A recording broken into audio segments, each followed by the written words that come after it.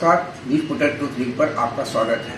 प्रदेश Bharatiya Janata party के नए कप्तान हैं सम्राट चौधरी। सम्राट चौधरी का भी बैकग्राउंड आरजेडी से है। उनके पहले जो अध्यक्ष थे संजय जायसवाल, उनका भी बैकग्राउंड आरजेडी से रहा है। भारतीय जनता पार्टी को दहीची की तरह सींचने वाले, पार्टी में भीष्म पितामह कहलाने वाले स्वर्गीय कैलाशपति मिश्र की कमी आज जनसंघ से लेकर भाजपा के उत्थान के बीच समर्पित कार्यकर्ता को काफी कमी महसूस हो रही है, क्योंकि कैलाश जी की वह शख्सियत थी, चाहे वो पद पर रहे या न रहे, जब तक वे जीवित रहे, भारतीय जनता पार्टी प्रदेश में एक मूल मंत्र था कि मैं नहीं आप, यानी स्वयं को प्रोजेक्ट न कर दूसरे को प्रोजेक्ट करना। और इसी कारण जनसंघ से लेकर भारतीय जनता पार्टी की सफर हो या कैलाश जी में यह दूरदृष्टि थी कि वो देखते थे कि किस कार्यकर्ता में क्षमता है, उसे वे संगठन में अहम जिम्मेवारी भी सौंपा करते।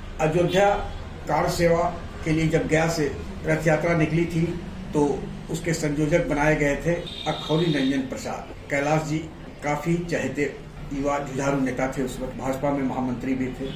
और अखौरी रंजन प्रसाद के नेतृत्व में जो रथ यात्रा गया से अयोध्या के लिए गई थी 92 में, उस रथ यात्रा में शामिल थे जो उनमें आज केंद्रीय गृह मंत्री हैं गिरिराज सिंह, प्रेम कुमार, दिवंगत लालमुनि चौबे, राम नारायण मंडल, जनार्दन यादव स्वर्गीय हो गए, सहित कई आज ऊंचे पदों पर भाजपा में विराजमान है। लेकिन भारतीय जनता पार्टी में जब से आरजेडी का दौर, यानी आरजेडी बैकग्राउंड वाले नेताओं का दौर आया, तो संगठन में वैसे लोगों को महत्व मिला जो चरण वंदना कर और गणेश परिक्रमा कर अध्यक्ष और उनके मंडली को मोहित कर पदधारक बन गए। गया में एक कांग्रेसी विधायक का भाई आज प्रदेश में पदधारक हैं गया कोटे से। अखौरी निरंजन जैसे कार्यकर्ता आज कहीं नहीं है। यह अखौरी निरंजन आखिर है कौन, यह जानना जरूरी है। अखौरी निरंजन वह शख्स है जो छात्र आंदोलन में गया का सर्वमान्य नेता थे और लोक नायक जयप्रकाश नारायण जब जेपी बने तो उसके पीछे इसी अखौरी निरंजन का अहम योगदान रहा था। 12 अप्रैल 74 गया में गोली कांड हुआ जिसमें कई लोग मारे गए पुलिस गोली। छात्र आंदोलन की शुरुआत 18 मार्च से हुई, लेकिन जेपी छात्र आंदोलन की कमान लेने को तैयार नहीं थे। गया गोली कांड के बाद अखौरी निरंजन ही कर्फ्यू के बीच पटना महिला चरखा कार्यालय पहुंचे और जेपी जो उसके समय वहां पर दयानंद सहाय सहित कई नेता थे, जिनमें शिवानंद तिवारी है, विजय कृष्ण, नरेंद्र सिंह, कई लोग थे। और वहां पर जेपी ने कहा था कि क्या मेरी सभा हो सकती है, और 14 अप्रैल को गया गांधी मैदान में जेपी की सभा हुई और जेपी ने गया में ही छात्र आंदोलन की कमान अपने हाथ में लेने की घोषणा की थी।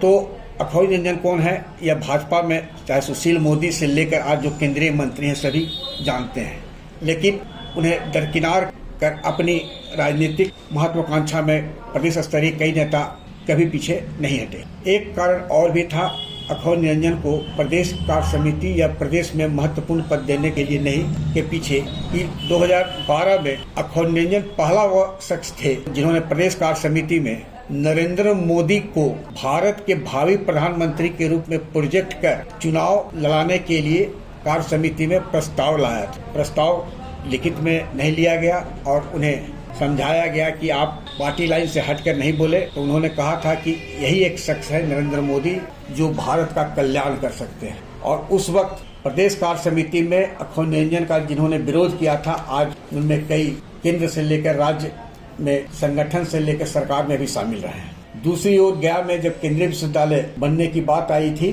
तो अखौरी निरंजन ही वह शख्स थे जिन्होंने एक अन्य मार्ग में मुख्यमंत्री के समक्ष कहा था कि हम लड़ कर ले लेंगे कि मुख्यमंत्री का गया के जगह स्थान पर मोतिहारी में केंद्रीय विश्वविद्यालय खोलने की सार्वजनिक घोषणा हो गई थी और गया से सर्वदलीय दल प्रतिनिधिमंडल गया था, जिसमें अखौरी निरंजन ने ही कहा था कि आप अपनी बात अपने पास रखिए, हम लोगों में ताकत होगी गया वासियों में, तो हम गया में ही केंद्रीय विश्वविद्यालय की स्थापना कराएंगे। और गया में केंद्रीय स्थापना भी हुआ और मोतिहारी में भी तत्कालीन केंद्रीय मानव संसाधन मंत्री कपिल सिब्बल ने गया को प्राथमिकता दी, बाद में मोतिहारी में भी खुला। अब नए जो प्रदेश अध्यक्ष हैं सम्राट चौधरी, संगठन में जो महामंत्री होते हैं संघ से जो आते हैं, नागेंद्र जी तो चले गए रांची, लेकिन अभी भी उनकी पकड़ बिहार में है और अखौज निरंजन जैसे एक नहीं, बिहार में हर जिले में उस तरह के कार्यकर्ता है जो हाशिए पर फेंक दिए गए हैं। अब सम्राट चौधरी ऐसे कार्यकर्ता जिन्होंने अपनी खून पसीने से संगठन को आगे बढ़ाया है, क्या उन्हें महत्वपूर्ण पद देकर उनके मान सम्मान की रक्षा करेंगे या फिर वे गुमनामी में गुम हो जाएंगे? यह एक यक्ष प्रश्न है। आग्रह है कि इस वीडियो लिंक को लाइक, सब्सक्राइब और शेयर अवश्य करें। धन्यवाद, नमस्कार।